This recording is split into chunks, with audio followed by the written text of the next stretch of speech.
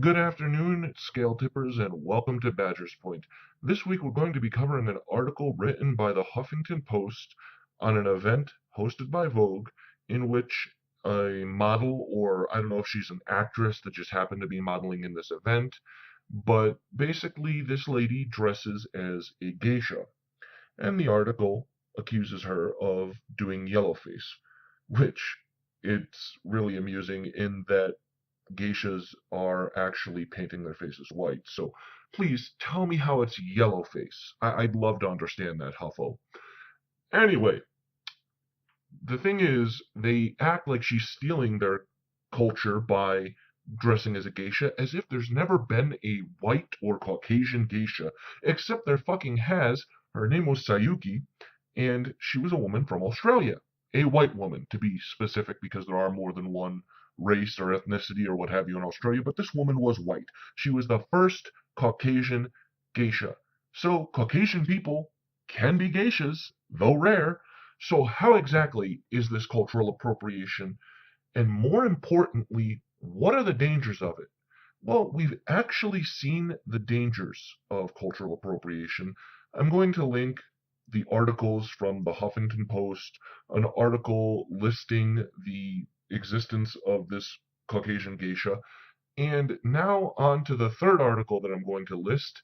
It's from the Telegraph, and it covers a rather famous incident of a white boy with dreads being accosted by a black chick.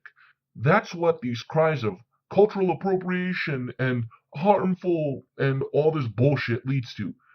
Actual harassment and assault, and yes, that case was assault because she laid a hand on him. Here's the interesting thing about that, though.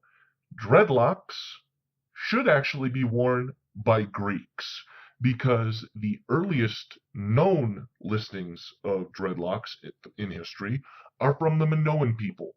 The Minoan people are from a small island off the coast of Greece. I think it's now called Crete. And again, there will be a link to this in an article. And guess what? People have tried to claim that the Minoans were African American, or I'm sorry, African, not African American, but they weren't. I'm going to link an article that says that testing proves they were Caucasian. So, I'm sorry, Rastafarians, you're culturally appropriating my culture. Oh, is that not okay? Well, you're right, it's not. People have the right to dress as they wish, and no one should be harassed for that. So, I mean, really, the whole thing is just stupid. The only upside is absolutely fucking no one is safe from cries of cultural appropriation, because even Beyonce got shit for it, for dressing in traditional Indian garb, even though the music video that she did or appeared in starred in a Bollywood fucking film festival and had an Indian actress in it. None of them seem to have a fucking problem with it.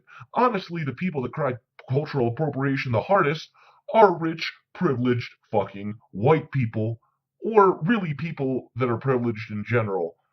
And honestly, just cries of you can't wear that, you can't dress that way, you can't eat this, you can't do this, that, the third, because some other culture did it.